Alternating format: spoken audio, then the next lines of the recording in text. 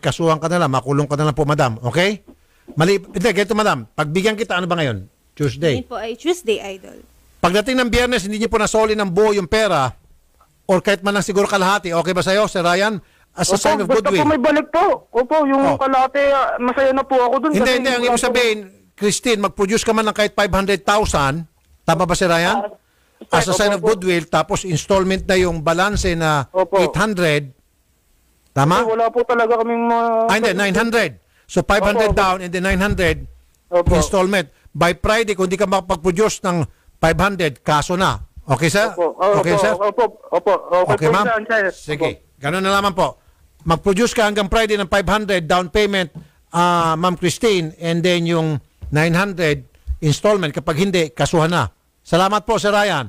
Opo, sir. Ito, may nagtatanong lang po, Ma'am Christine, pasensya na. Tanong ni Shehan,